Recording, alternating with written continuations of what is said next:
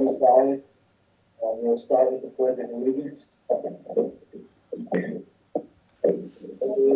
To the flag of the United States of America, and to the republic for which it stands, one nation, under God, indivisible, with liberty and justice for all.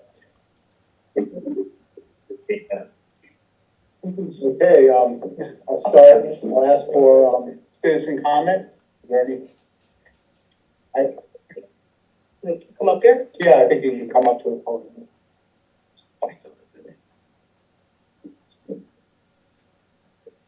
Victoria Copes, 223 Hickory Street. Hey.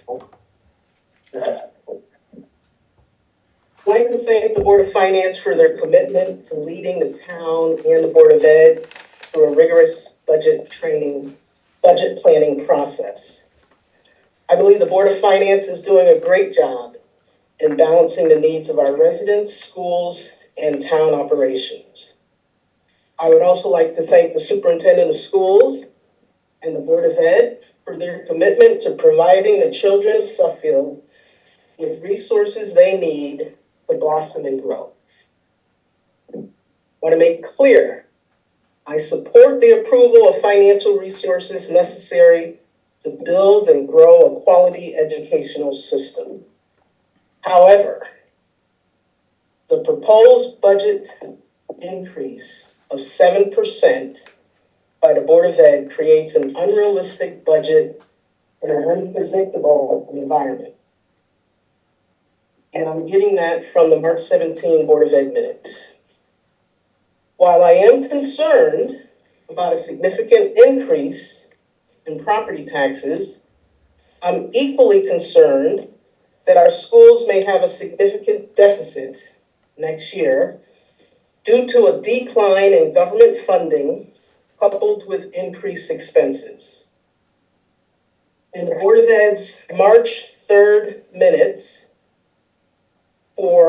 they acknowledge that for fiscal year 26, and I quote, a significant budgetary gap is anticipated. So I asked, why are we budgeting for a $2.8 million increase in expenses? It's just counterintuitive to me as to why we would significantly increase expenses when revenue will likely decrease. Cost reduction remedies include reduction in headcount, using a lower health benefits funding rate of perhaps 18 to 19%, since we're self-funded, and reducing the number of new student outplacements assumed in the special ed budget. The federal government is slashing jobs and expenses.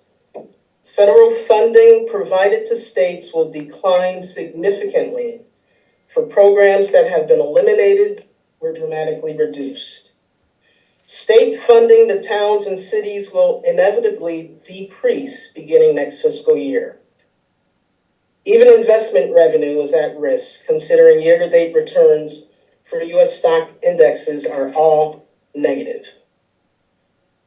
How will we manage these probable funding cuts in our school budget? What will we do if state ECS funding decreases by $500,000, $1 million, or even if it's cut in half? We don't know.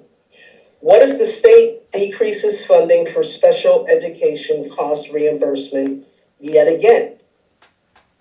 I believe we must be prudent in our fiscal management by anticipating a reduction in government funding for education.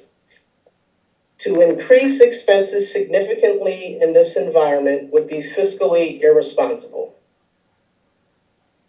According to the March 3rd Board of Ed minutes, the school district is projected to have a $240K deficit through June 30th.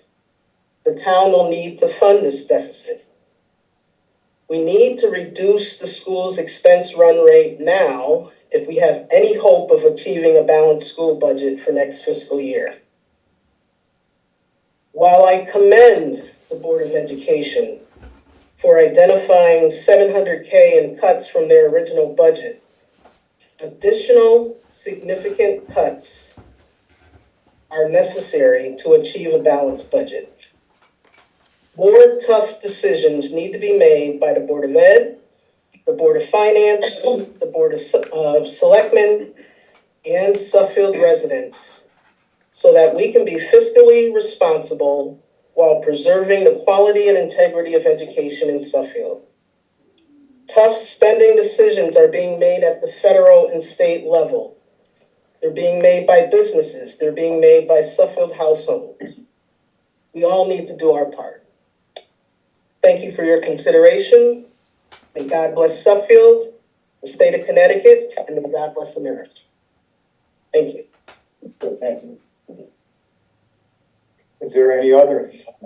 I actually have a letter that was sent to all of us, but it bounced back from Jason Neely at 1189 Mapleton Avenue. He sent it to me personally, knowing that I would be here. So it reads, "Dear members of the Board of Finance, I want to voice my support for including the middle school's library media specialist position in the Board of Ed budget for next year. I have 2 children in Suffield schools and can attest to the value of having a knowledgeable professional in this position. At a time when our middle school kids are facing information overload, often of dubious origin on social media, having an expert to help them navigate this flood of information and media is essential.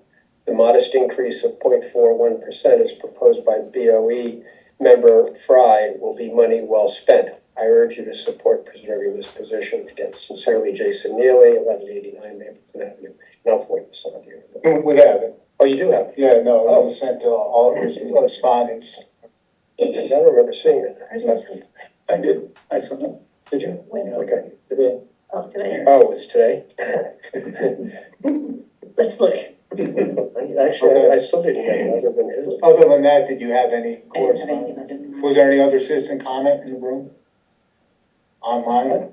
I had a question. Somebody brought up to me the fact that the agenda originally went out, not saying that the Board of Ed would be presenting tonight. Yeah. Did you check with the town attorney about whether we should go ahead and listen to the Board of Ed tonight? I did. It's I discussed it. finance. It's in Board of Finance, but we had, we can modify the No, agenda. you can't. It's a regular meeting, so you can modify the. It's not a regular meeting. Because it was approved as the whole budget, of the whole season, it's a Okay. regular meeting. All right, I just want to make sure. And thank you. Yep. Okay. All right. Okay, so with that, I guess we'll start with the Board of Education presentation. No, agenda. Trying to stay up there.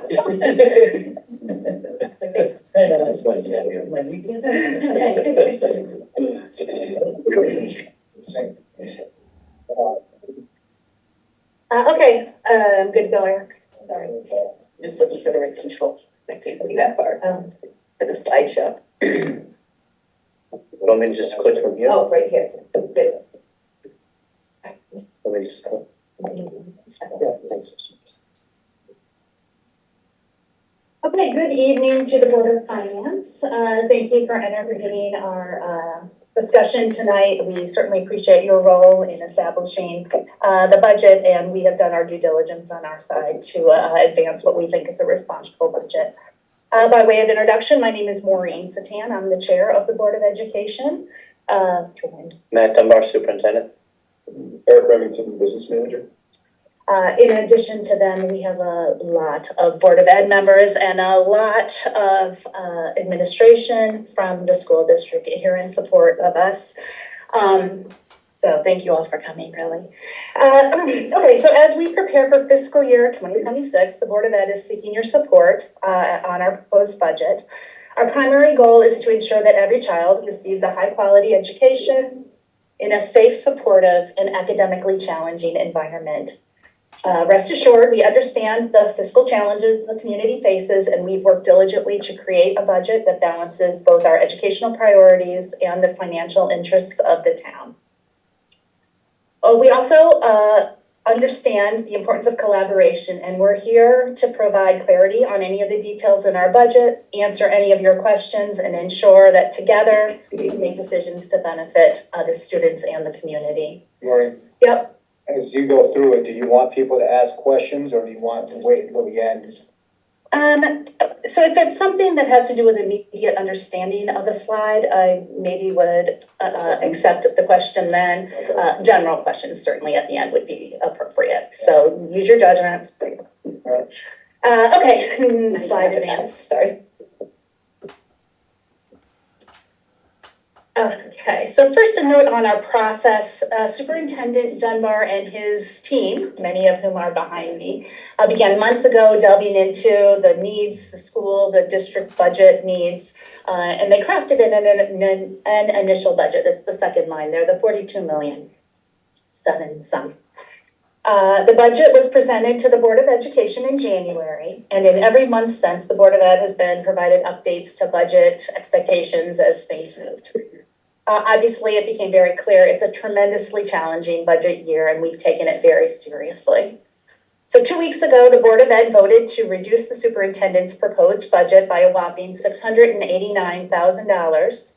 That reflects additional cuts to full-time employees, refinement of other assumptions, and significant belt tightening in other areas. Okay.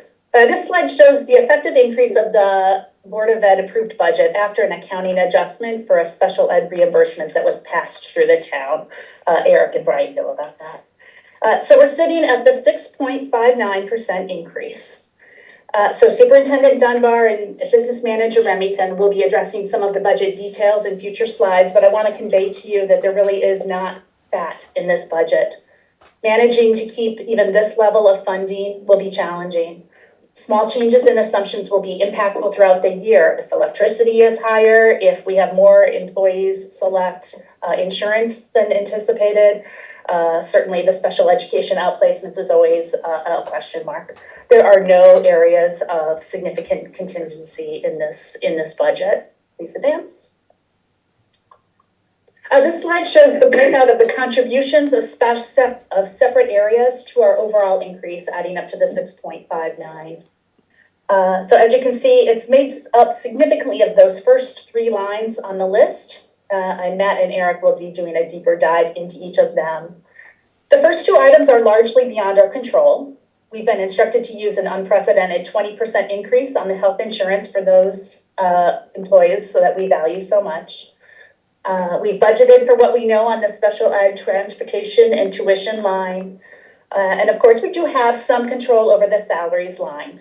We have to honor the commitments made to our bargaining units, of course, but reducing full-time employees is within our control. And the Board of Ed has pulled that lever with a reduction of 6 full-time employees and absolutely no offsetting increase in positions. So before I hand it over to Eric, please know that I have never seen a budget tighter than this one at this stage of the process, and it's certainly been a challenge. Thank you. We're going to turn it over to Eric in just a moment to get into some of the details and specifics contained in the budget. I just want to echo my thanks to the people sitting behind for coming tonight, Board of Education and administrators. Administrators that are here played a huge role in putting this budget together and then working with us to refine it and to make changes and reductions wherever possible. In addition, I want to thank Brian and Mark for their work as liaisons to the Board of Education. As you both know, this has been a process and continues to be a process as the landscape changed even as we were putting numbers together. So what you'll see tonight represents our best thinking at this time. And it really is, as Maureen said, a lean budget to the point that Eric and I are, even as we're working on it this year, already starting to get worried about next year and how we're going to manage it given how tight it is. But I'll let Eric share some of the specifics.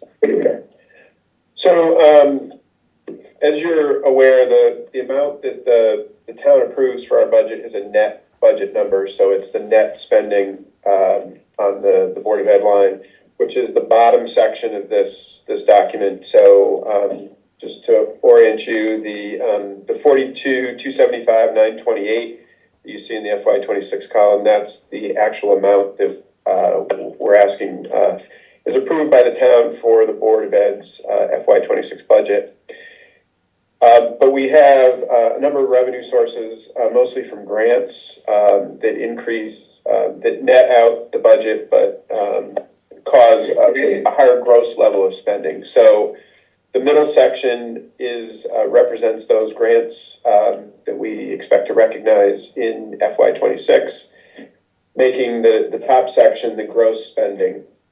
So as you can see, while the net increase is a 6.59% increase, the gross spending increase is less than that. It's 5.94%.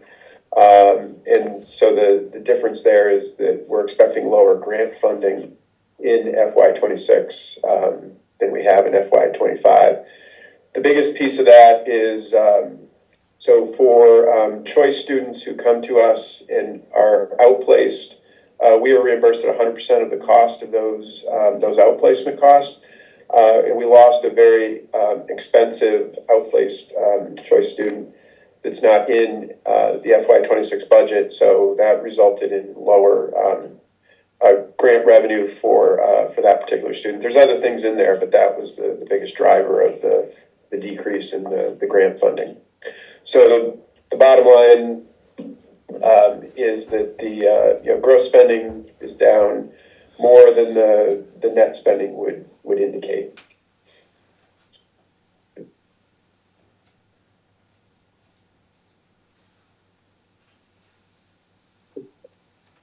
So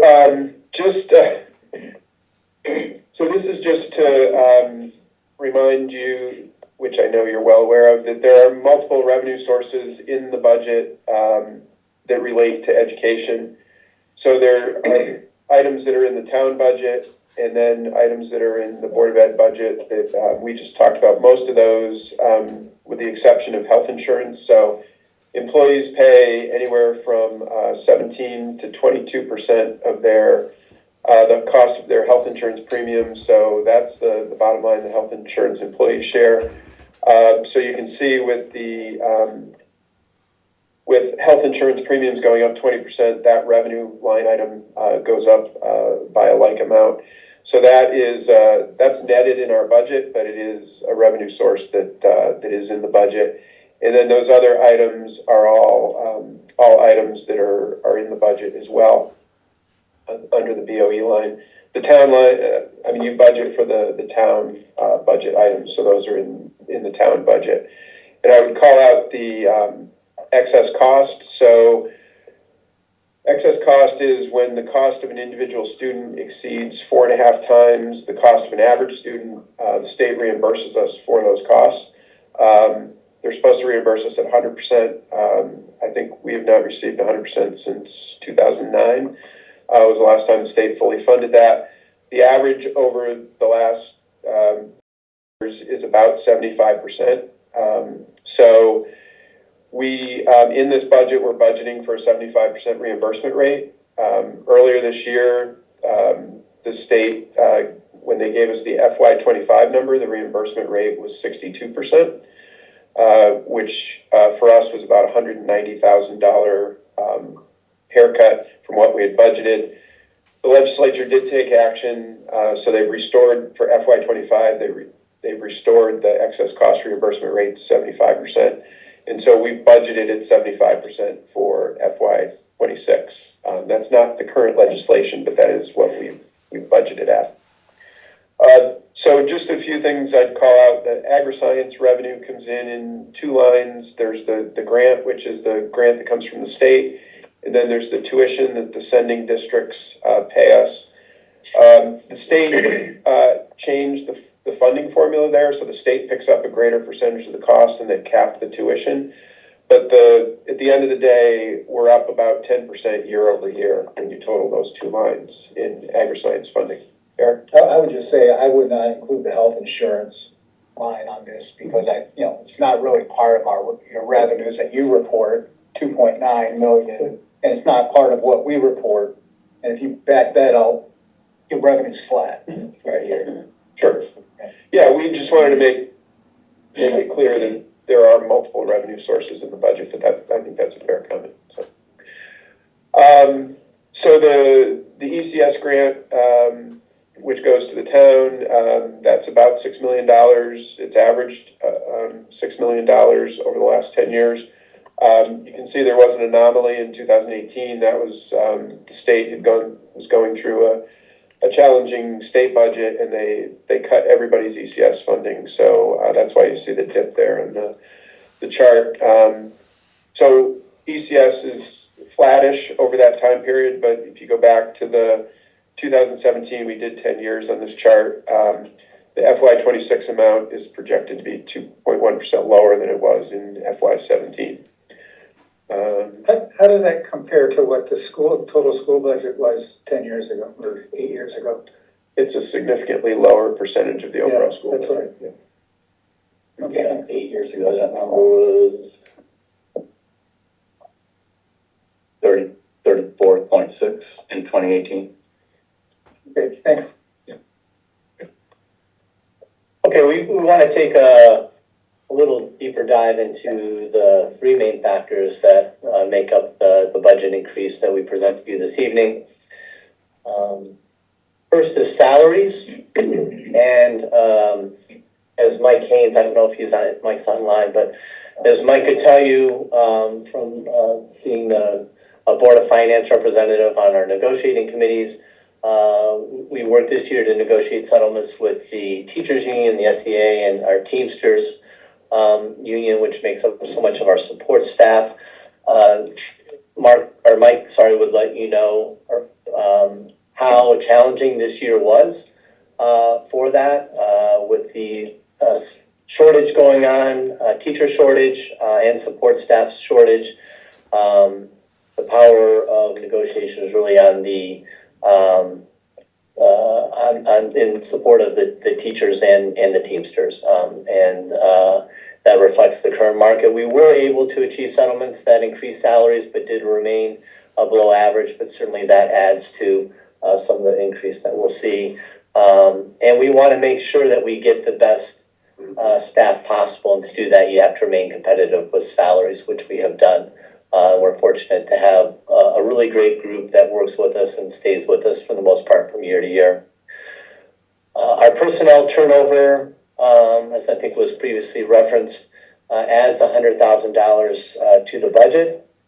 Typically, we would expect to see about a $200,000 savings, is what we have budgeted in the past. But there's a few reasons for that. Number one, we had one retirement this year. Typically, we would see 4 to 5.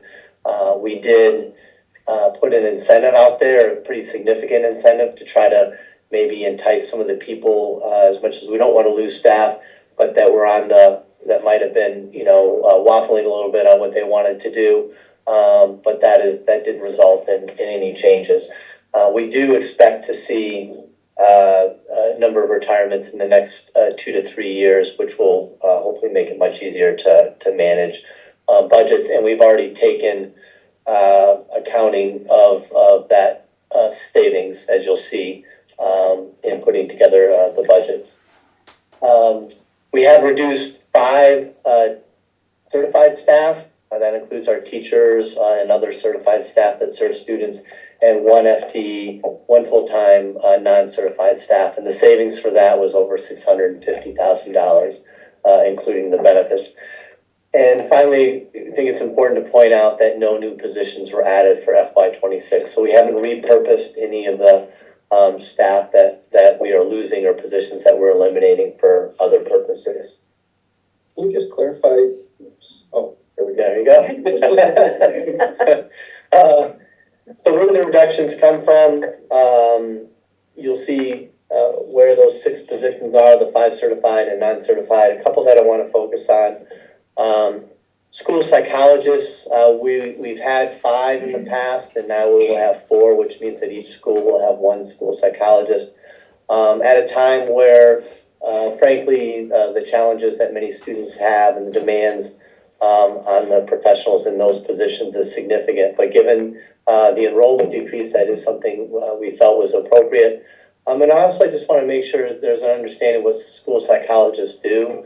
They are not therapists. They are not spending their time, their entire time meeting with students to help them. Certainly that's part of it. But they are doing a significant amount of testing and support that's mandated for us to do.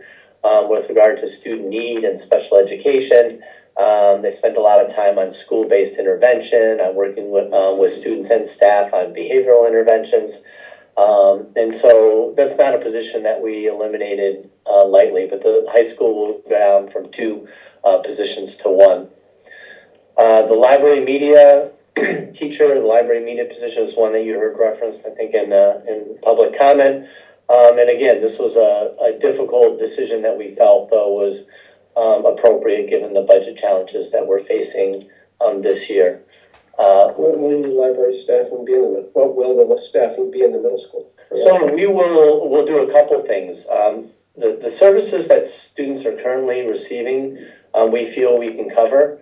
We'll do that by having our library media specialists and a couple of the other schools spend some time. So that will result in somewhat of a reduction at their time in the other schools to cover the lessons and the guaranteed experiences that happen at the middle school. And we'll have other staff that are able to cover. Classes will still be able to come down and do research just as they always have, but that will be led by the teacher and not supported by a library media specialist. But we feel that we will be able to manage that for some time, given the teacher's experiences in doing that. In addition, we want to take the time to take a look at our library media curriculum, really K-12, and do a better job of articulating of what the guaranteed experiences we want to make sure are present for our students. And we'll have help from our library media specialists and our school administration in doing that. I am a big proponent of school libraries. I think they are so critical to student experience and student learning and the research skills that students need to have at the secondary level. And so I really want to take a hard look at that program. But as we're doing that, I want to see, take the time to do that and cover it in other ways so that, again, we can meet the challenges that this particular budget faces. And then finally, our maintenance position that we have in the district, the person in that position is going to be retiring, and we've elected not to replace it at this time. That person has a very unique skill set, and we want to take some time again to look at what we will be able to do without that position. We'll certainly have to maybe outsource some of the responsibilities that person has covered, but we feel like we can do that within our current budget structure. And in bringing back that position, perhaps at some point in the future, we would like to do so in a way that is closer to being budget neutral. So if we're able to find and hire somebody that, an example might be has HVAC skills in addition to other skills so that they can do some of the maintenance that currently right now we have to outsource, would be something we would look at.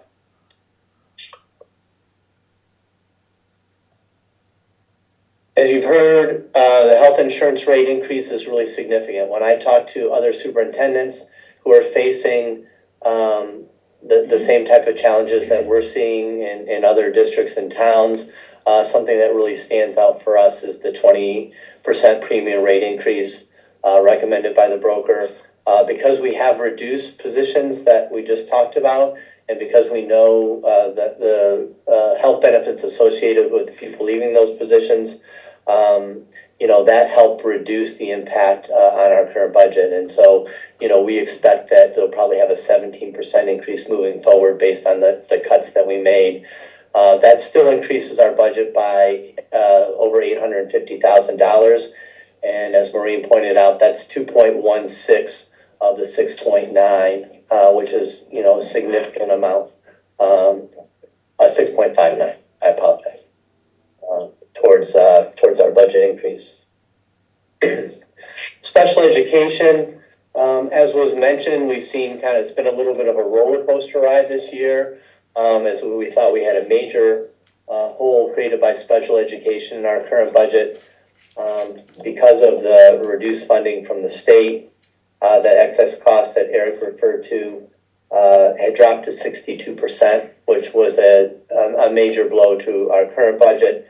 But the state did add money, $40 million, that brings that rate up to 75%.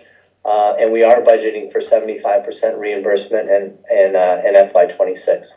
Special education costs and special education is costs and programs associated with it are a huge focus at the state level this year. The legislature has a special committee that is looking at this. I've had an opportunity to talk to people on that committee and share, along with other superintendents, our concerns. I know Brian has been very articulate in our subcommittee meetings about his concerns about special education. And I would say that, you know, some of the comments that we've talked about and that I heard him mention are in line with some of the things we've heard from superintendents around the state in terms of their concern. I do believe that it'll continue to be a point of emphasis for the state. I'm hoping that they'll change some of the mechanisms that are in place that make it more difficult for districts to keep costs in line and make it more difficult for us to provide what we feel is appropriate for students. There can be disagreements about that sometimes, and that's fine. That's a dynamic process, and you know, we always work at partnering with parents. But there are mechanisms in place, again, right now at the state level that make it difficult when there is a disagreement for the school district to really have an opportunity to present its side in a way that is heard and that makes it able for us to work with attorneys that are oftentimes involved in these cases as well. So we're hoping there'll be a change. I think given the attention that's focused, it's appropriate to budget for 75% because of the amount of tension and concern that it's received. Although the money from the state this year helped to close the gap that we have right now, or the deficit that we have, the additional students needing outplacements still created a deficit in this year's budget of about $175,000. As you know, you asked for us to budget for what we know at the time. We have constantly been looking at that, and that's something that evolves. But we have done that. Rather than come to you for more money, it's our hope that the soft freeze that we put in place since January is going to help make it possible for us to absorb that deficit in our current budget. But it is a challenge. It will be a challenge, and anticipating the needs of students, that again is a very dynamic, changing process, is just hard to do. And you need to know that we have additional known outplacements already for next year's budget. We have at least 5 additional ones that we anticipate at this time, and that certainly is part of the increase that we have for next year. This is the chart that was provided by the state, and this just gives you a feel for what has happened with special ed identification, over the last 10 years, well, more than 10 years. And as you can see, it's increased from about 11.5% all the way back in 2007 up until over 17% in the last year that data is available. So this is the trend that's happening in the state for all the reasons that we've alluded to already. Yeah. So it's up 50% in like 10 years, 17.3 versus 11.6. So it's like a 50% increase. My understanding is we're one of a handful of states where the burden of proof is on the town government. It's true. How many states are like this? Oh, gosh. I think it's a little bit more common than it has been, but it's still, in most states, that's not the case. I think Connecticut used to be just a handful, it may be 2 handfuls now, but it is certainly not that way. That is something that has been, during my whole administrative career, that has come up. So it's been in place for some time. It came up again in conversations that we had as superintendents with the members of that legislative committee that I talked about.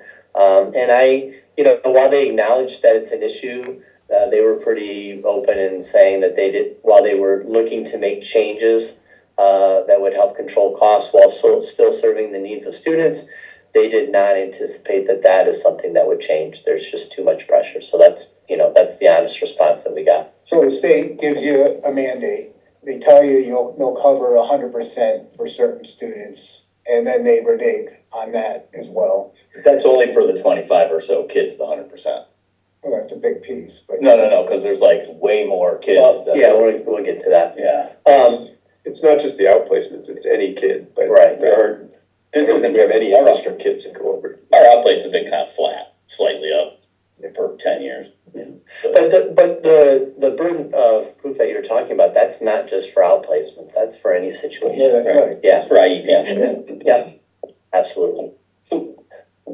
Do we know, like, why this is happening? Like, because it seems to me that it can be fundamentally two things.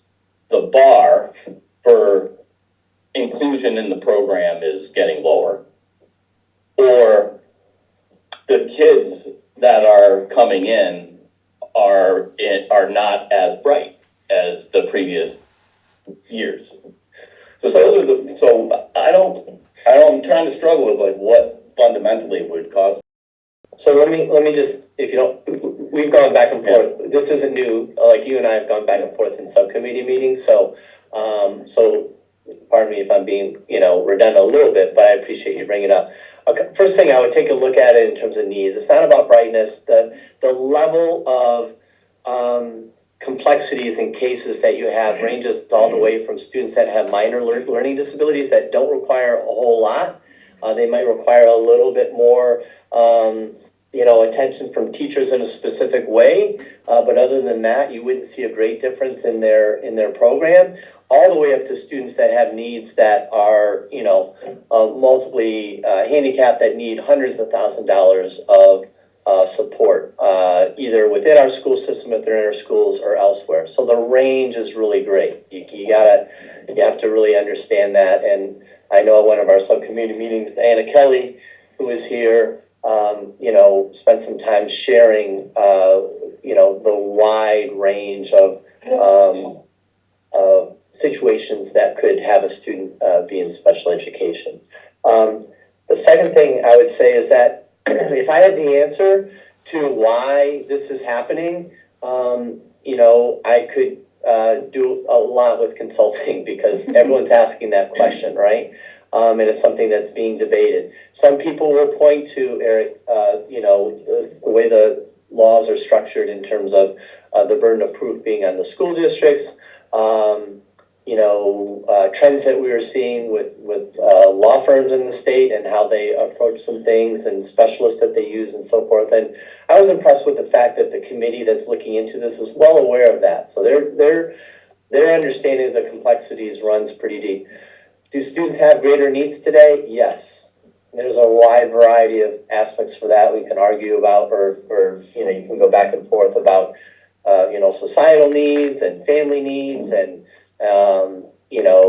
issues since COVID. I mean, it's all over the place. So I don't have, there's not one answer, and I certainly don't have the answer, but those are sort of the confluence of factors. And if you take a look, though, although, and I'm going to ask Eric, he was nice enough to put this together for us to explain a little bit how we arrived at this. But as you can see, I'm sorry, this was Diana Kelly put this together. As you can see, while the trend in the state is also going up, our trend is following, but it is less than what the state is at on average. So, we've gone in the last 6 years from 13.4 to 15.1, whereas the state, as mentioned before, is up to 17.3. So we're not immune to that trend that's happening, but this gives you a better feel for exactly where we're at as a district currently. If you express that in amount, I keep track of this stuff from the state's strategic school profiles and EdSite database. So there was 250 kids in 2011 that had an IEP. It was like 10% of all the kids in the school district, because back then we had just under 2,500 kids. Now we have about 2,000. Now there's, in 2025, according to the state's database, there's 343, which is 17%. And it's percent. So we got like 100 more kids in total in special ed when our total school population dropped by 400. So it seems to me that we're just providing a level of services to the people that we previously didn't do. I would disagree with that. I think that's why we look at it as a percentage and comparing it to what's happening. There's no doubt we're following the same, trend that the state is. So we are not unique in that regard. And again, and Brian, you know, I've taken a look and I might need another year as superintendent to really dive into some of your data that you've collected. And maybe we could sit down sometime and really look at that, because I cringe a little bit sometimes when I'm not saying that the data that you're getting is necessarily false, but it just, you know, again, what goes into that sometimes a little more. Let me just show you, because some of the numbers that you mentioned we'll bring up. So this is the number of special ed students that we have identified since going back to 2019 and moving forward from there. And as you can see, even in that amount of time, it is up significantly, as you mentioned, enrollment has declined. But as a percentage, and again, comparing to the state, we're following those trends at a lesser rate. What I think is also notable, however, is the fact that in terms of staffing, teaching-wise, we remain fairly flat. It vacillated between 23 and 24 a little bit, but even as those numbers have grown, that hasn't impacted the number of teaching staff that we have hired for that. It's been challenging at times, but I know Diana and her staff have done a great job at utilizing their staff in a way that continues to meet the needs of students while being mindful of the fact that we can't continually add. And some of that is really working with teachers on our tier 1, which is our most basic level instruction to all students, to make sure that differentiation is occurring and that that student needs, wherever possible, are able to be, even special needs are being able to be met in the classroom. Our paraeducators, that has grown, as you can see, but they are a couple things. They're obviously, it's like 30% of the cost of a teacher. That number is dynamic. It's as you can see, the yearly amount that we give is where we ended up, but that number changes throughout the year as students move in, they move out, their needs change. And oftentimes adding a paraeducator is the difference between being able to meet a student's need in our schools and having to outplace them for thousands and thousands of more dollars. So economically, it makes sense. The students getting what they need, they're right here in the district. And so that's why at times we do that. And I emphasize that because at times when we talk about staffing, you'll hear Eric talk about this, but we look at just the overall number.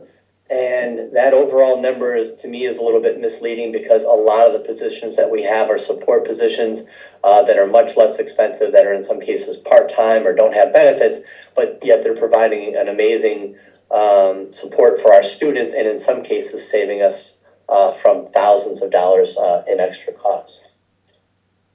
And finally, just to give you one more perspective again on sort of how we match up, at least in like towns in our district reference group, which the state sometimes uses. You can see where the state is at 17%. You can see where we are, just over 15%, and that puts us, squarely in the lower half of our, of like towns. And so, Brian, just to get back to your point, I would agree. Our rates are going up. The number of students that we are servicing that have special education needs have gone up. That isn't just a matter of us. That's what's happening all over the state. I meet with Diana weekly on this, and we look at it very closely. I always want to make sure that we provide the education that students need, but as we said, sometimes there can be a disagreement, and we feel what's asked for isn't in line with really what students' needs are, and we're not afraid to push back in those cases, even if it means litigation at times, despite the time, effort, and cost that could be involved in that. But we will do that, and that's one of the things I believe as a superintendent that you need to do as a school district to make sure students are given what they're needed or what's needed, but that we're not, paying for things that really we shouldn't be paying for.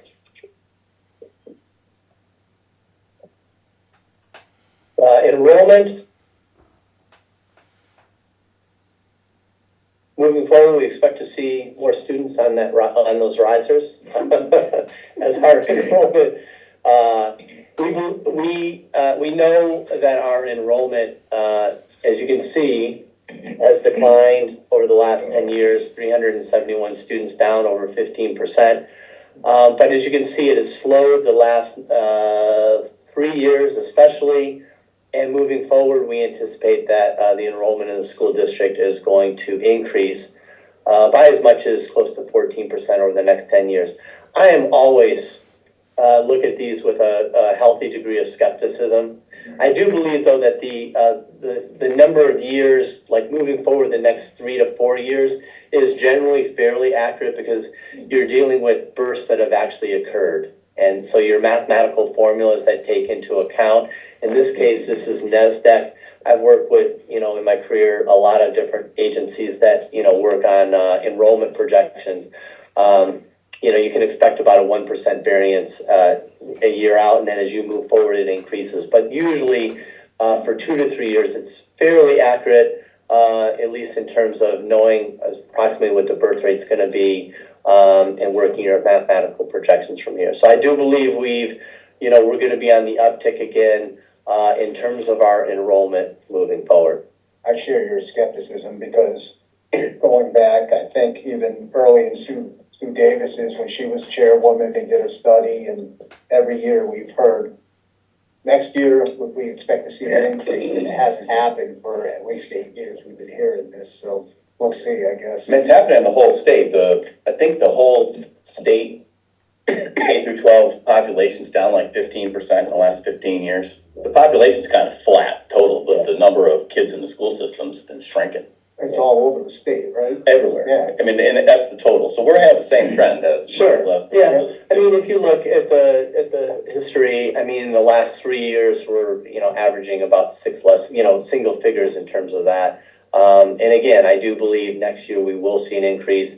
Each year after that is, more and more of a unknown, but given the fact that those birth rates that they use as part of the cohort survival method, it's called, are what they are, I do believe we'll see some increase in the at least the next few years. And, it's something that we'll look at every year. Yeah, I mean, you said it earlier, and I've heard it a lot about a teacher shortage. I'm not seeing a teacher shortage. I'm seeing a student shortage because people are leaving the state, or they're not having children at a degree where they can afford to have a family or a large family. So two things I would say to that. I mean, I think the numbers speak for themselves, certainly in terms of the history. Again, I believe that at least next year and for a year or two after that, we will see some increase. I may have to eat my words next year, and Eric, I have no doubt that you'll point that out if that's come. If that you won't be the first one to swing and miss on that prediction.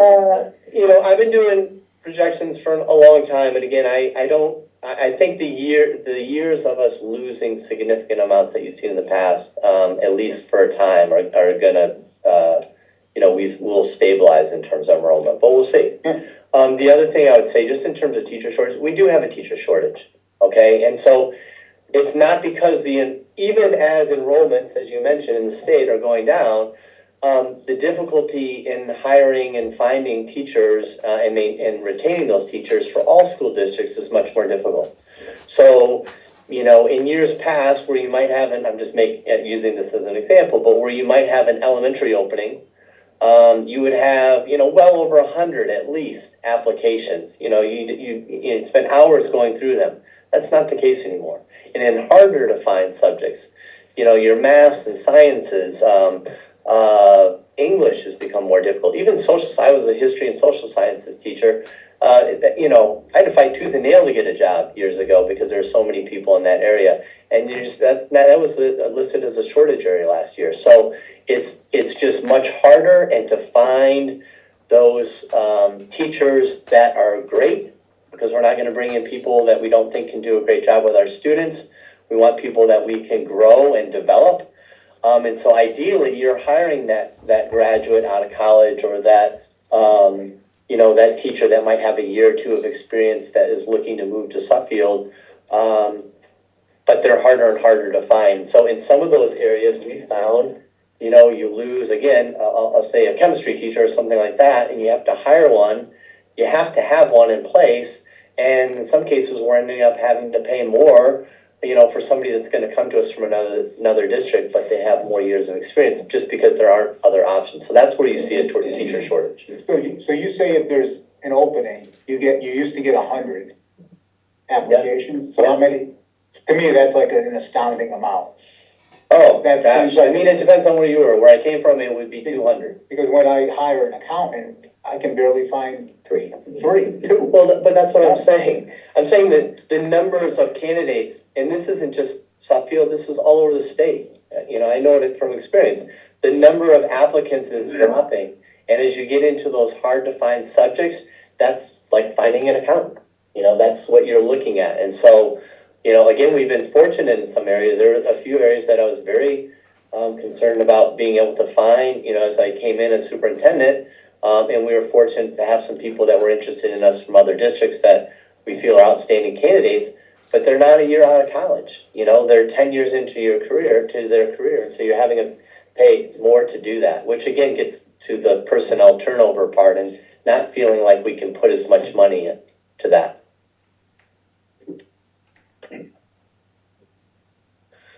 Here's the chart that Eric came up with when we're looking at enrollment compared to our teachers. So I'll let him talk about that. Yeah, so obviously we've talked about the fact that enrollment has come down, and we've talked before about as enrollment comes down that our staffing levels should come down, and so we went back to 2016 here to look at our teachers. So this is regular ed teachers, special ed teachers, and librarians are included in that figure. And so you can see if you look at the blue bar that over the last 10 years, the number of teachers has come down. The orange line is enrollment. So I pegged enrollment at the same ratio it was in 2016 to the number of teachers and just extrapolated that out over the years. So you can see in the early years, as the enrollment came down, we were not reducing teachers at the same level that enrollment was coming down.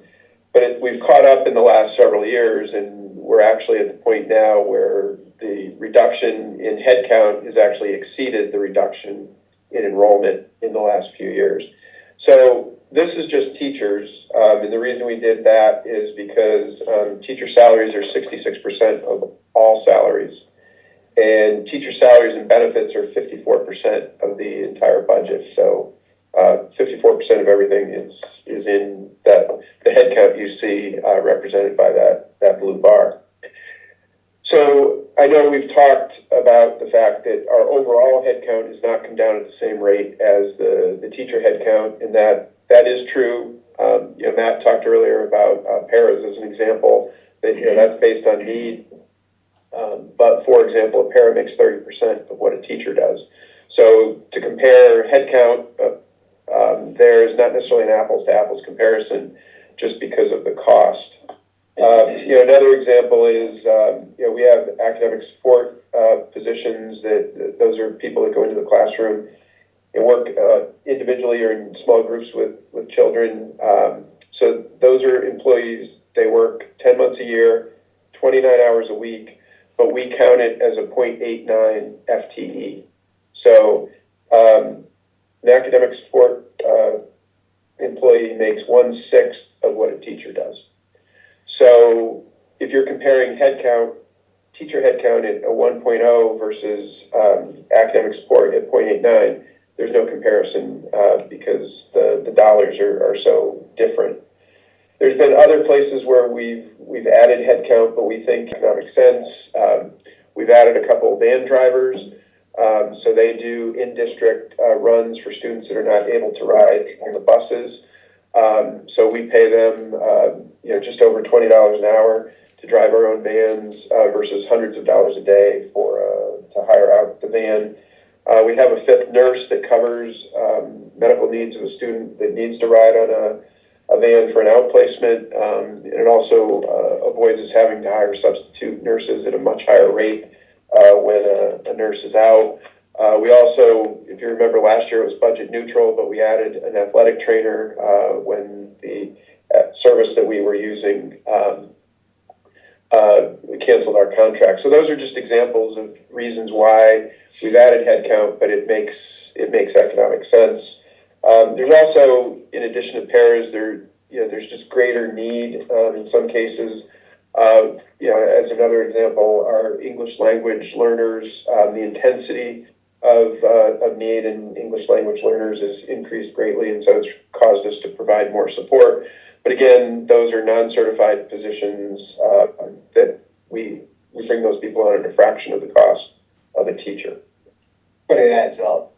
It does. Yeah. I mean, because this is right, and this is consistent with what I've seen on, what the state submits, but you look at everything else other than teachers. I mean, you look at paraprofessional, this is over, 15 years or so?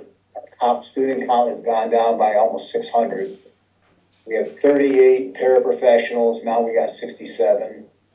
We had 11 administrators, I guess district central office and school level, now we have 15. Instructional specialists who support the learners, we had 7, now we have 12. Counselors, social workers, school psychologists, we had 10.4, now we have 15. School nurses, 4, now it's 5.3. And then this mysterious other staff providing non-instructional services and support was 81, now it's 86. Where is that from, if you don't mind? This is from Ed Site, Okay. performance, Which is, and profile Yeah. report. That's So, online. I'm interested to dig into some of that. I mean, certainly especially, we don't have 68, whatever it was. but whatever is reported by the state is in their database based on a report that you send them. That's how it gets there. Yeah, I You guess look in the only thing, the- I will, look, if you look at the variety of forms that are sent in and the way that the state then pulls that data together, sometimes to me is just, but it is what, yeah. I'll make a suggestion, because this comes up every year. And I'm so sick of it. Can you just go take your data that you submit and just give us that? Don't use these state stats.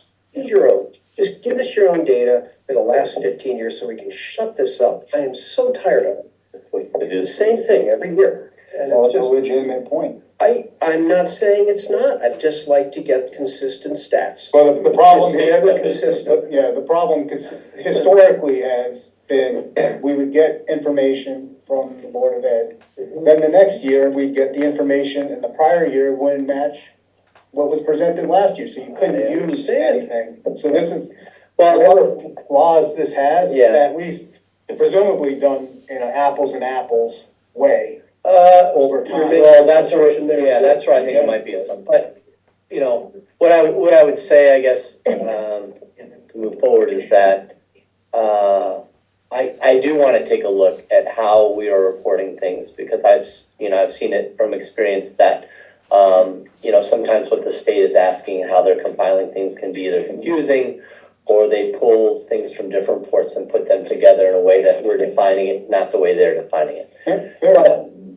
to your point, Eric, I think that, and we've talked about it, there has been a greater need for support staff. There has been a greater need for, and in some cases, what I'm saying in the case of paraprofessionals especially, while we're spending more money, we're saving even more. So, we can talk about that moving forward, but, I take staff management very seriously. I understand the budget constraints that we're under. I know that is a important way of controlling costs over time.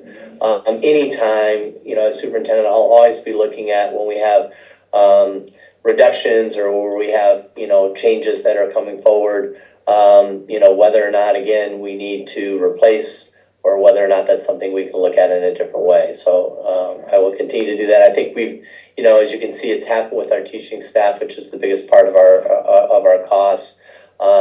And we're not out there looking to add wherever we can for the sake of adding. There's a purpose behind it. And as we mentioned before, it's becoming increasingly difficult even to find. There are positions that we have that we don't, which is why we feel we'll at least have $100,000 in personnel turnover because we aren't able to hire. They're just, people aren't out there. So, all right. Per pupil expenses. Okay, kind of self-explanatory. The total amount of money a school district spends on their education divided by the number of students educated. So here are the PPEs for fiscal year 24. As you can see, the PPE for Suffield is less than both the state of Connecticut and the DIRG-C average. On the bullets there below, you can see that they showed the additional budget monies that would have been added to the budget to spend versus the state and then, or I'm sorry, the DIRG first and then the state. So millions of dollars of a shortfall. Now, this is not us, these numbers are for educational purposes only so that we can get some context on comparison. We believe that both our boards, the Board of Ed and the Board of Finance, have done a good job partnering together to keep our costs low and keeping the budget reasonable. And we do intend to do that going forward. So panel one means the 101st lowest, right? Yes. 68 that Yes. are spending less. Yeah, so this is the one that shows over time. Yep, that third column is by state and the fourth column is showing by DIRG. So for example, in the final line, we are 101st out of 169 statewide on PPE, PPR rather, or per pupil expenses PPE, and 24th out of 30th when you compare to the DIRG-C. So these are exhibits that you've typically, we have typically shown you, and we use it just to compare, but just for comparison.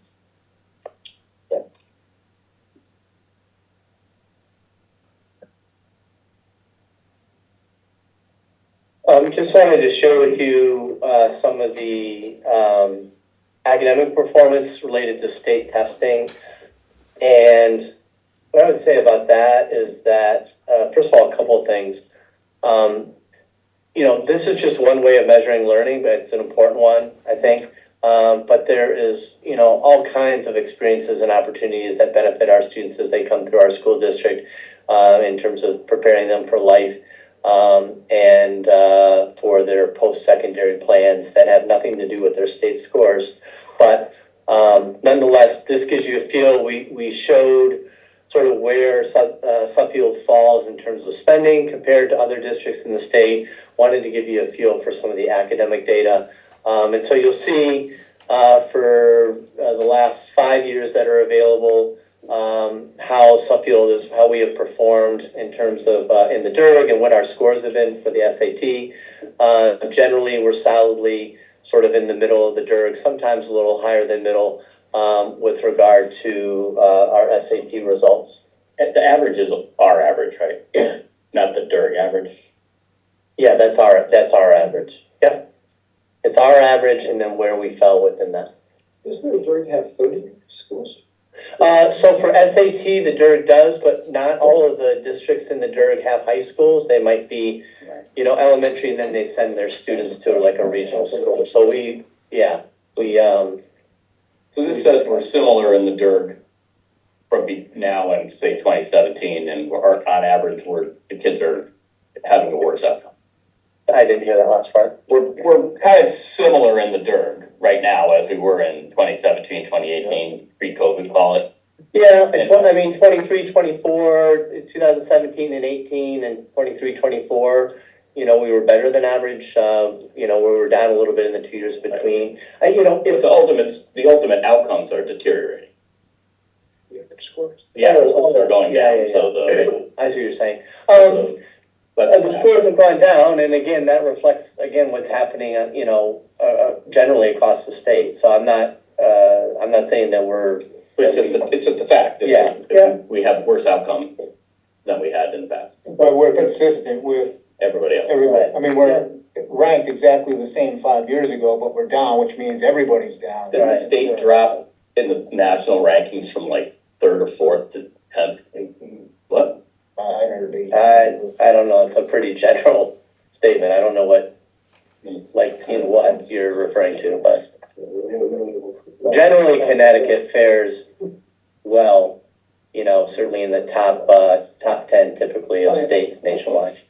So when I'm looking at this rank, we're number 6 out of 17, for Yes. instance.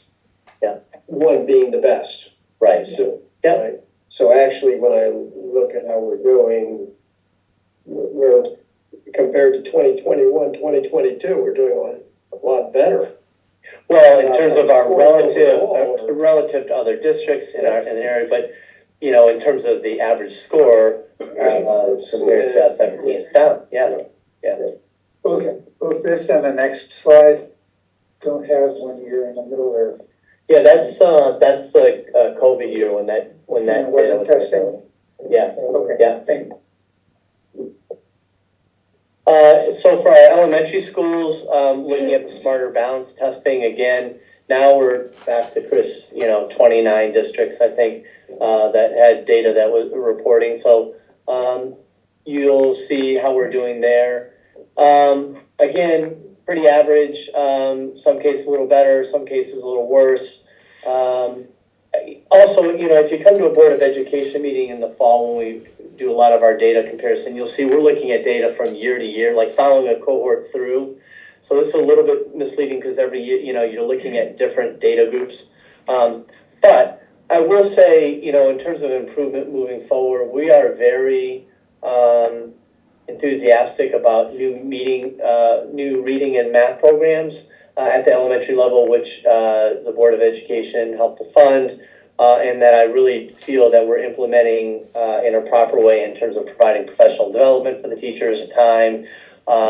And based on what we're seeing already with a lot of our internal testing, we're starting to see some improvement. It's going to take a few years. We're just in the first year of math at Spalding and reading and McAllister, and then we'll flip and they'll take on the other. Very difficult to even implement one. And so we broke it out over a 2-year implementation. But I think, we're very positive about the results we're seeing. We hope that that's going to make a difference moving forward in the years to come. You should keep doing the schedule, but don't take off A year. just keep on adding years, so, 20 years from now, you have 25 years of data, so we can see the trend. Right. Well, 25 years from now, if you and I are sitting here looking at data, we both have a problem. Well, I guess I'll tell you what, I'll join you, Eric, in that if we can. I would love that. So this says right now for 3rd to 8th grade in these 2 scores, we're a little bit above the midpoint in the dirt. Yeah. And we got a D. It's not. 60% is a Yeah, bad it's number. not, So but this it's is saying not. 60% of the kids are, Yeah. so is the goal No, no good? Is the goal too high? no, I've heard this, over the years. It's 62% not. met or exceeded expectations. Yeah, it's not, but the state. the state grading scale doesn't work that way. So, the percentage of students that are meeting or exceeding that, again, if you look and compare us to say, I guess you would be saying the state then is a C- overall or something like that. Somebody It's just not- established goals. It doesn't, I'm just telling you, it does not equate to your ABCD scale. It just doesn't. So, But it does say that somebody established goals for kids in this age cohort. Yeah. And 60% of our kids are meeting the goal or exceeding the goals, and 40% are below goal. that's true. Yeah, I'm just saying to say that's a D, Well, it's not. I D, But It's a 60. you say a lot of things I don't agree with, Brian, but I respect That's what this says. There's only 60% of the kids are achieving the outcomes that Yeah, so, we think are. I don't, oh man, I could spend a lot of time here, but I won't. Again, this is also, I would just say, and then stop me after this, please, okay? It's not, the SAT is more apples to apples when you look at it nationwide, okay? So the standards that Connecticut has in terms of setting its goals and the way that they set their testing isn't the same as you might find in other states, certainly. So it's a very, sort of, to just throw it out there and say, well, we're getting the D, But we want to Hartford yeah. set the goal, and that's their job, and. Yeah, and their job, and their 60% of our mindset kids are- That's a goal. is to set that up, yeah, is Yeah. to set that very high, and so we will continue to work to meet that, but, you know, there's a lot more, I guess I would just say, that goes into that than, you know, looking at that as a D. But I'll leave it at that. In science, yeah, similar.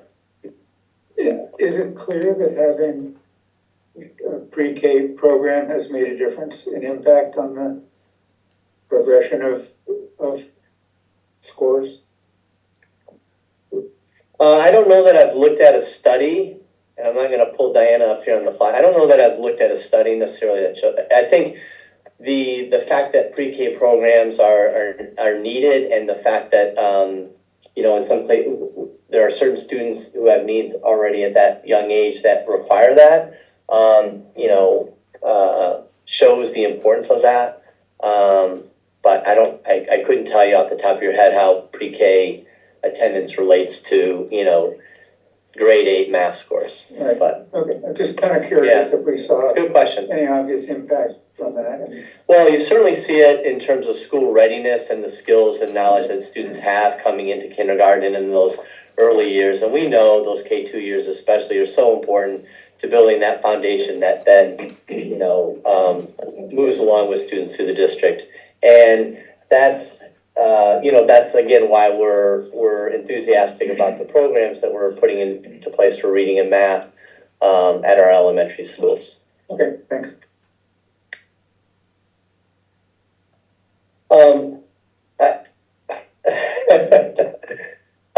I'm laughing with Maureen because these are my slides. And I'm not gonna, you know, you can read some of the examples. I will just say this, in having been in some different districts and just being aware of things in the state, you know, Suffield has a lot to be proud of, and I just don't want that to get lost in the test scores and the 68% and this and that and the other. There are a lot of great things that are going on here, and certainly coming into town as a new superintendent, I've been pretty impressed with accolades that have been received by our staff, by our students, by our programs. And, you know, our goal, obviously, moving forward is to continually improve. This budget year, as you all know, is very difficult, and we're doing the best we can to manage that in ways that we hope will allow us to, you know, continue forward with programs that are going to help our students without causing too much loss. You know, so it's more than just numbers, and you know, we're very thankful and proud of the staff that we have, and this budget supports those students and those staff, and looking forward to working with them as your superintendent moving forward. And I'm going to turn it over to Maureen for some concluding thoughts. So our main concluding thoughts are that we know that you're going to have some decisions to make over the next week or 2 weeks. We know through Brian, who has told us about the OPEB, the other post-employment benefits monies, that's $92,000. That's not included in our budget, so that could in effect be applied and help as you make your decisions. We do have a non-lapsing fund that we are willing to evaluate whether to use it at this time, although it you know, we would like to use it in a way that doesn't create a cliff going forward, so we can intelligently bring that into the conversation, or you should consider it as you go forward. Beyond those two things, the OPEB and the lapsing fund, further cuts would really impact our ability to maintain our services at the current level. So we know you're in a difficult situation. You're balancing the department needs, the impact to the taxpayer. We are aware. We've done our what we could to streamline the budget. We've made cuts, especially in headcount. We're just asking for your support in maintaining the budget to ensure that our students have what they need to succeed. Okay, so if there's any other questions, we can take them at this time. Brian, I know from the ACE meeting that you had a question on one of our ACE requests. We can handle that either now or later, or if there's any other additional questions. Anybody have questions? I have some, but I'll wait for everybody else to. So we're gonna do ACE in a few minutes. I'll just start out first with, given the clarity coming out of Washington, I assume, given the lack thereof, I guess is a better way to put it. What impact do you think it could have on SPED and, you know, all of the issues there, because you get a substantial amount of funding out of special ed? Will that, what is the rumbling? I mean, God only knows. But does it look like that would be money that would come down to the state and then be distributed by the state, or does it just disappear? So I'll take that. I think that, and I'm basing this on conversations that I've had, and that we've received, you know, the guidance received from the Connecticut State Department of Education, conversations there with other superintendents. The current status is that the money comes from the education department on the national level. It's then funneled to the states that Getting shut. figures out, right? Yeah. So obviously there are going to be changes to that department. Early indications, and who really knows, but early indications are that the funding, may be shifted to come out of, another department, but will still be given to the states to disperse. And I have not heard anything that indicates that that money isn't going to be available.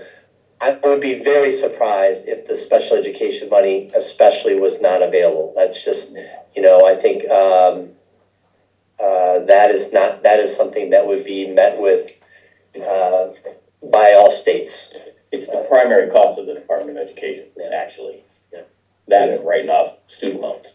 I mean, just to put it in context, our federal funding is about $1 million a year, with IDEA being the biggest, that's about half of that.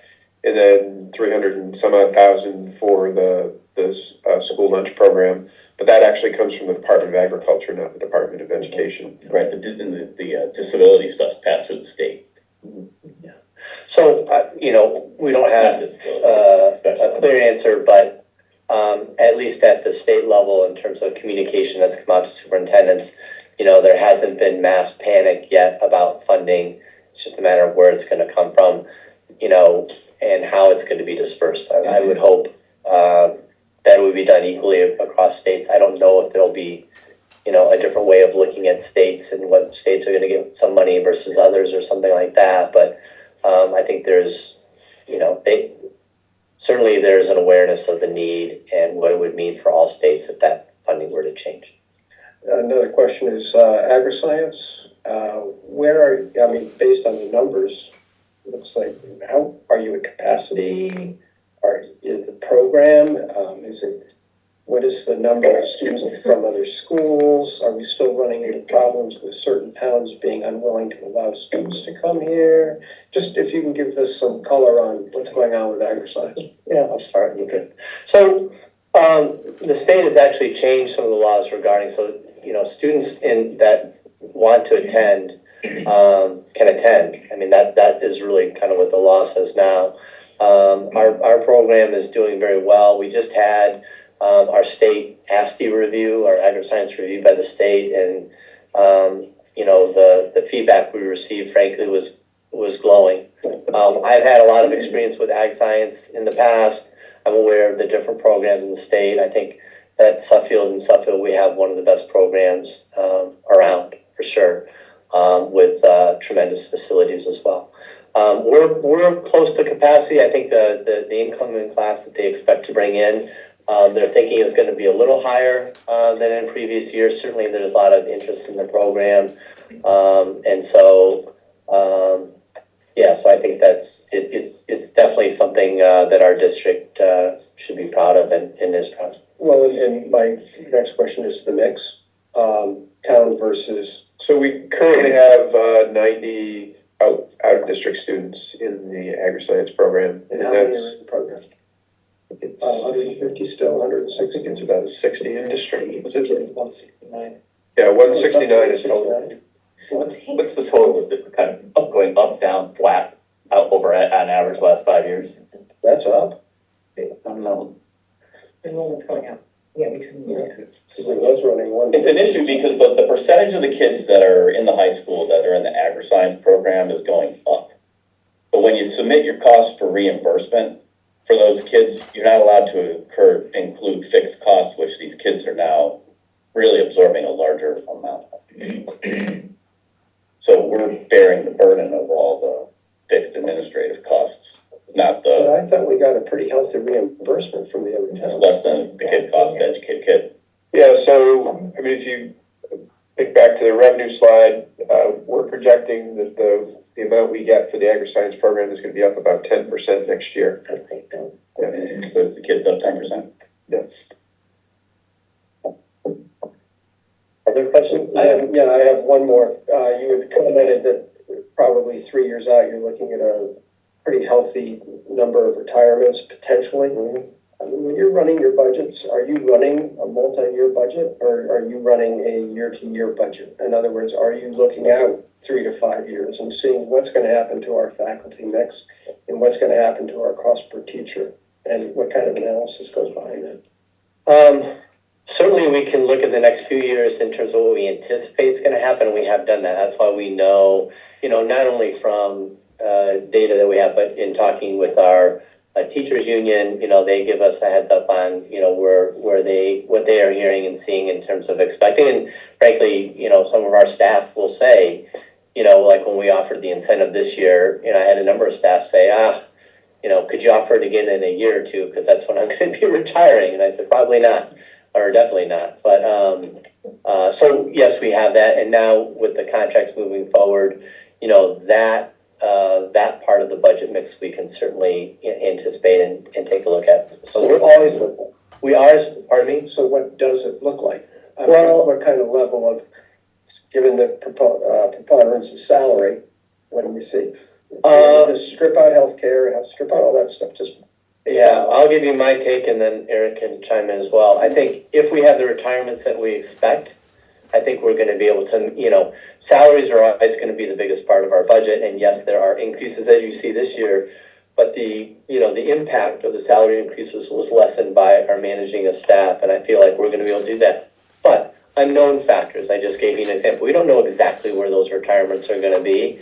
So I'll go back to my chemistry example, because it's probably one of the ones that scares me the most. But if we lose a chemistry teacher, there's no guarantee that we're going to be able to find a chemistry teacher.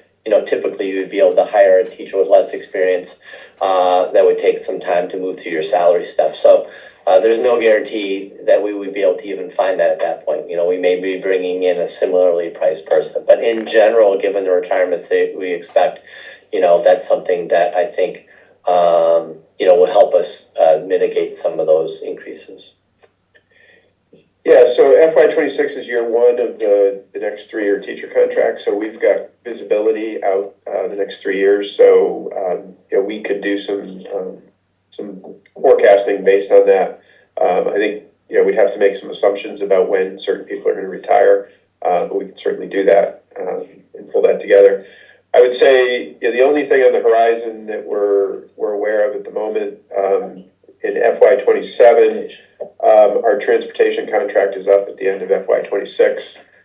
We have a very low rate now for buses, and we expect that to go up significantly when we go back out to bid. Segues right into my next question. You also have a very low utilization of buses. I try to go to the post office and you don't go there when the school's letting out. How do you manage? I mean, it seems like nobody takes the bus anymore. Am I wrong? Is there a way to rejigger routes? I mean, it's insane that nobody wants to ride the bus. I mean, I grew up doing the bus. Well, I understand it.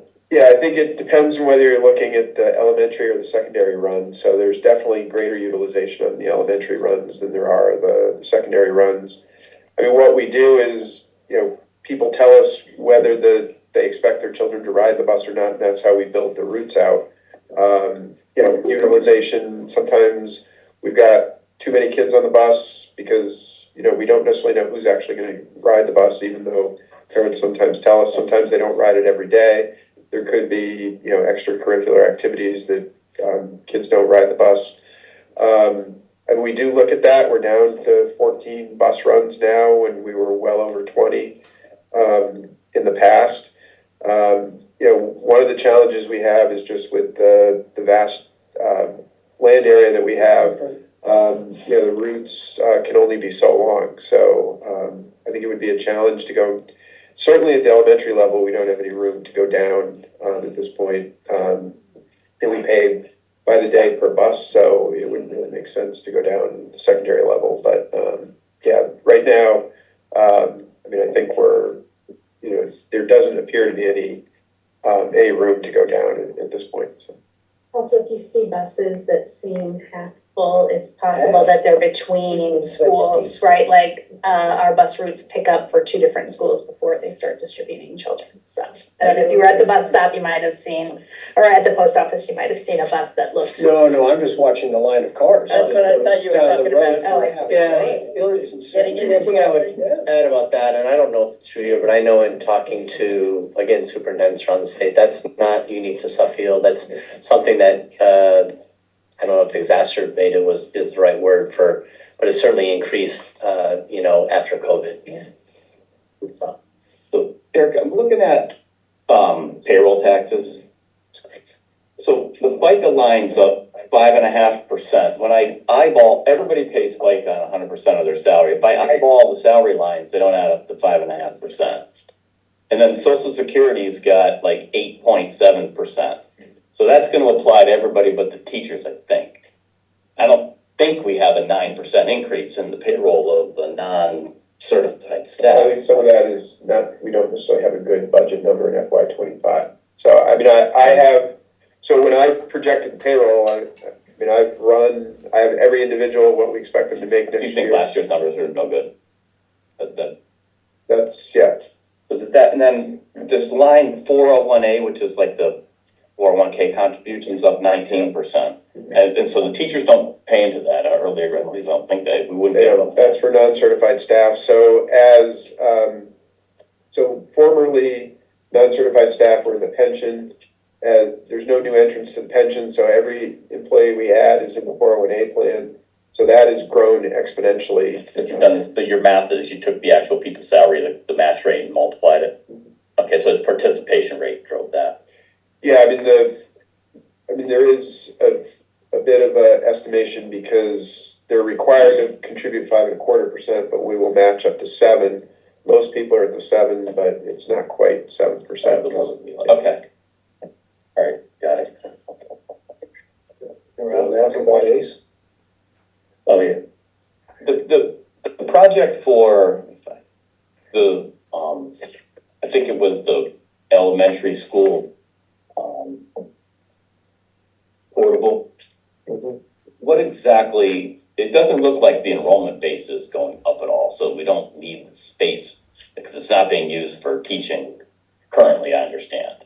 Well, it's not being used for teaching currently because we don't really feel like it's a room that we want to send children into based on their current state. So we would not, those are not, I think as I mentioned at the meeting that you guys had last week, those aren't learning spaces that we would send full classes into, but they are certainly learning spaces that we would like to spend, or we would like to have teachers and tutors be able to pull students out and work in those areas. Once you pull students out of the classroom, finding other spaces for them to meet isn't easy, which is why you see kind of that amalgamation of people in the big sort of stage, what is that called? Auditorium area, where we have sort of temporary places laid out. We cleaned that up a little bit, so it's better this year, but it's a challenge, as is storage as an example. So, there's never enough room. Teachers and administrators, and I'm among them, it's rare that would say, oh, we have plenty of room. Those are spaces that the Permanent Building Commission felt were worth saving, and certainly we would utilize them. Be used for. They're being used for some office space and some like storing of reading books and stuff like that need a place when they're not in use in the classroom. There's $250,000 for that. Because the ACE budget for school-related items is up 33% year over year. Yeah, so when I add it all in for the schools and the impact of, if I take your budget, all the revenue that's going up, and the capital, it adds up to 8.7% all in. When you add up, you know, the school budget, the capital budget, and subtract out revenue that's coming in from, that's education related. The net impact to the taxpayer is 8.7 right now. Touch on this first. Yeah, just to reiterate a point Matt made earlier, the portables, that was a recommendation from the Permanent Building Commission. So their thought was that the space exists and it makes sense to preserve the space rather, because at one point we questioned whether it made sense to remove those portables, and I'm not sure portable is the right term, modulars.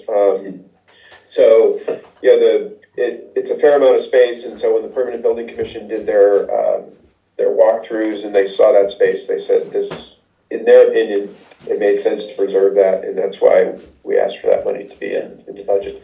Yeah. That money would be necessary to keep those, but if you look at the current expenses for either renting or certainly buying modulars, in the current day, it's a lot more than $250,000. So if you're looking out, which I think the Permanent Building Commission is, another 10 or 20 years from now, there may be even greater need for that space. I'm just saying we certainly have use for it. So if you had a choice to either cut your operating budget 250 or not fix up that temporary space, which one would you pick? I don't like your options, but I would not. I think that I would want the money for the budget. I mean, that's what's most pressing. But I think, with all due, and Brian, I say this with all due respect, and also I say it valuing, having watched now the PBC in action, like so many meetings, and seeing the expertise that's on the committee. I feel like not doing that may be a little bit short-sighted. It's just their second lowest ranked thing on their list of priorities. So we're also spending under 9% of our budget versus our 11%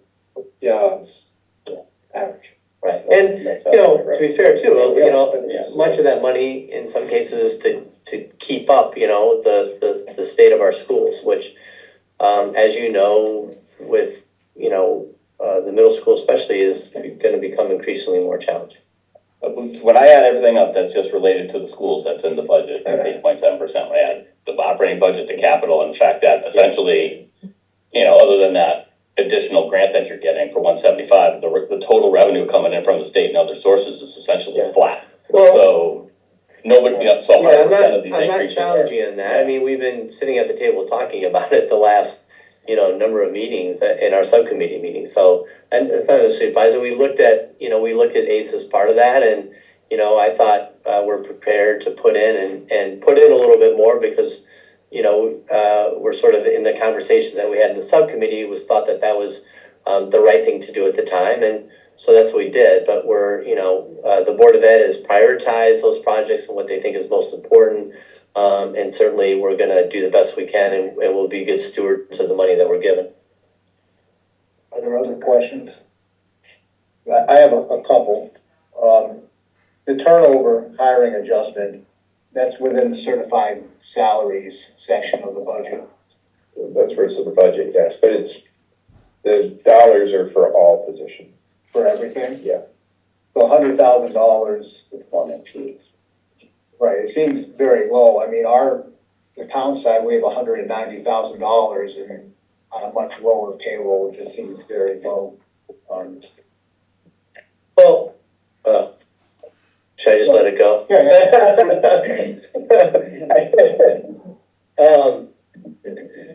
one thing I would say about that is, and I'm not saying that it's easy on the town side either, believe me, I'm not saying, or on the company side or what have you. But there are some cases where when we do have the luxury, we either delay or we're very careful about our hiring process, okay? And certainly that's where some of the savings can come from. Having difficulty finding people for positions, as I've mentioned, creates some of that personnel turnover because we just can't find people. But there are situations where you don't have we don't have the luxury of saying, well, an elementary teacher, is going on leave.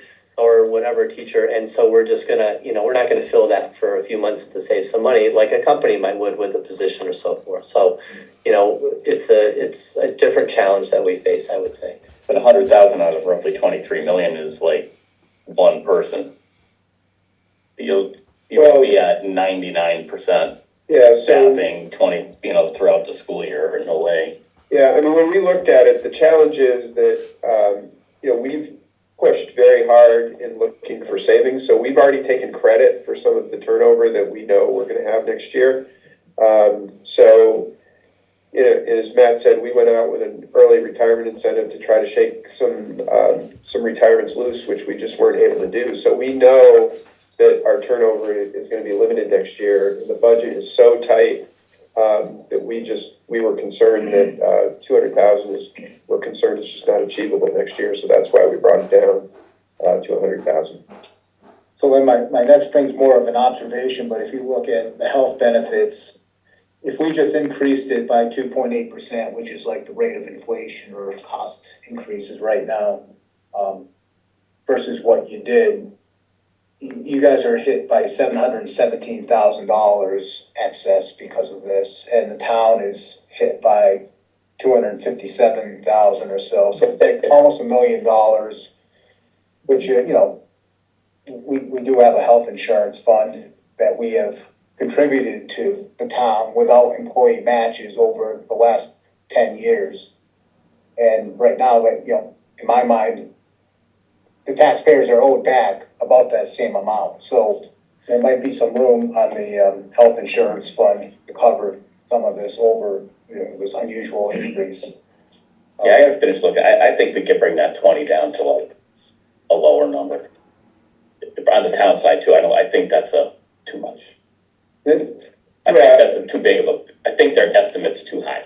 Yeah, I would say that, we've been consistent on both the board and the town side that, that was the direction we were provided. And so in consultation with everybody, we decided that we'd go with the 20%. So certainly any relief there would be welcome. That would be about 100 grand.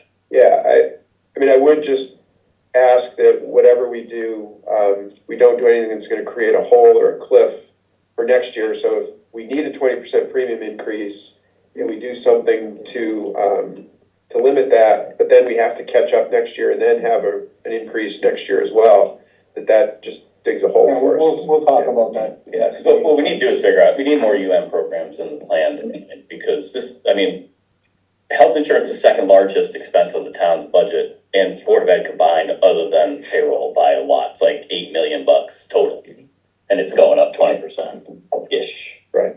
So we don't really know. So under professional services, there's a big increase. Is that related to that revenue amount? Yes. Okay.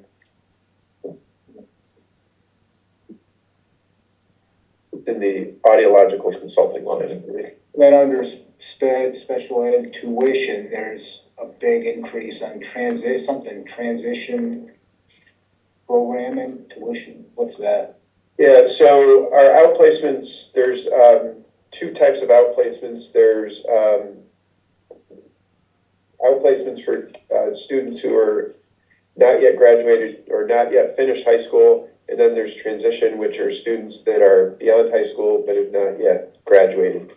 So it's really just a flip between the two lines. It wasn't budgeted properly last year. So You got to look at those lines together. yeah, you do. And in total, FY 26 versus 25, there's 5 more outplacements in the budget year over year.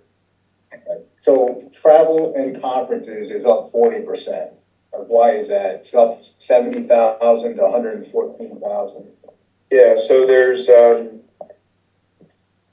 one is 24,000 of that is related to the new reading program. So it's professional development.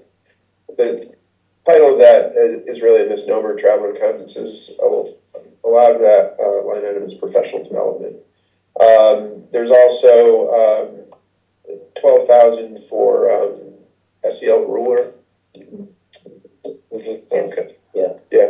And then there's $5,000 in professional development or conference fees for our science curriculum. We have a a K-12 science coordinator who's doing great things, and we added some money for him to be able to bring some outside teachers in. Yeah, we have one of those coming up soon. Message just went out, scientist that's gonna be spending the entire week in our school district. Spending time at all the schools and then working with groups of students to go around and looking at places in Suffield through a new lens, which we're excited about, so. Then my last question is textbooks is up like 55%. $168,000. I went back to 2015. The highest it ever was 90,000 back in 2015. So I think, and I'll have Eric chime in some more again, but I think some of that is, or a large bulk of that is the new math and reading programs that I talked about. So we started with one at each school. Now we have to purchase the books for, the math for the other school and the reading for the other school. Brian, we talked a little bit about this in a subcommittee meeting, because I know, I remember you making a point that really we should be looking at, I think it was at least $60,000 for 1 year versus like 90-something thousand dollars for 3 years, like to buy the whole thing. And you were saying that it makes sense just to even though we were trying to find ways to reduce the budget. So much of that is for that program. Right, I asked if you could have a prepaid expense, and you said, which makes sense, but then you said no. Yeah, because you need an appropriation to have a prepaid expense, so. We would have, But you put the whole 90 in, right? yes. Yeah, because it was cheaper. Yeah. Alright. I don't have anything else right now. Do you? Anybody else? No. Mark?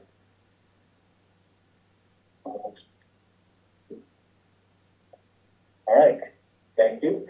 Thank you for your time. Appreciate it. By the way, good job on the productions too, because that's something I've been, Maureen and Melissa have heard me say it probably 100 times. We need to reduce, but in a way that doesn't disrupt the operations. Right. And I think, you did a good job with it. Well, I appreciate that, and it's largely due to the people that are sitting behind us, because they're the ones that are making the adjustments in their schools and programs. So it'll be a challenge, but I think we can do it.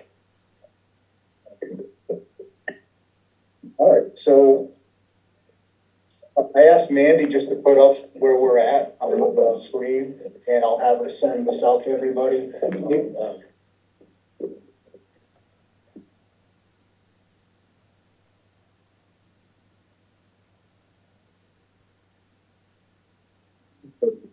Want to go? Thank you again for coming.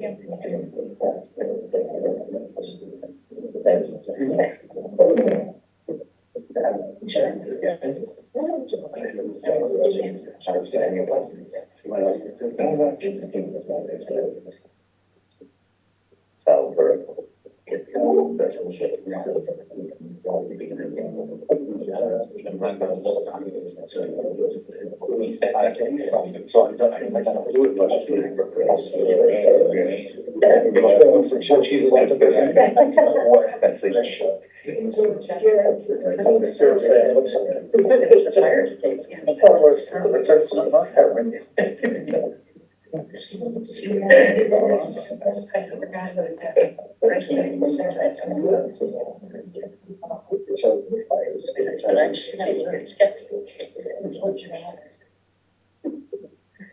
All right, so I just wanted everybody to quickly look at this, and I'm gonna have Mandy send it out to the board. But this is where we're at right now with the land list. I mean, we're assuming a 99% collection rate, and, that gets us to the 2,014 number.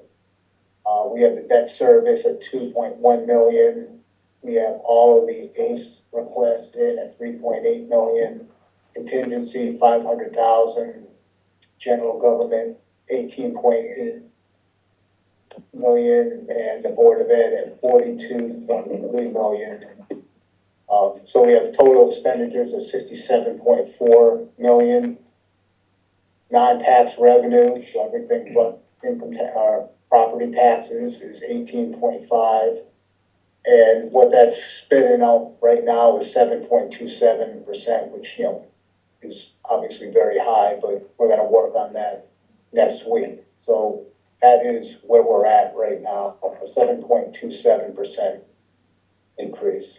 Did you put in those, revenue increases for Yes, prior year property taxes for like 100 grand? yep, All right, so I just need to reconcile, I have all those other numbers. So the numbers that I highlighted in orange there are just ones that hadn't been finalized or confirmed. We hadn't actually talked about contingency. I just assumed a flat. yeah, The Board of Ed was presenting tonight, so.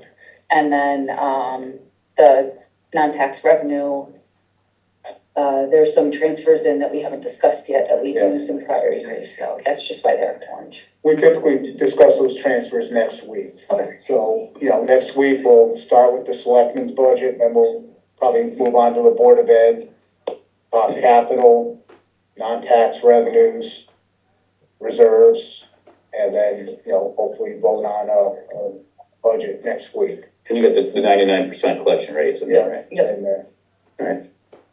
so that's where we're at, and maybe you should send this out to the entire board so we can kind of see what's rolling up in it. Yeah. Does it have the changes the selectmen voted on recently about the car Yes, tax? issue? Yeah. yeah, It has that in there, okay. That looks like Thanks. good.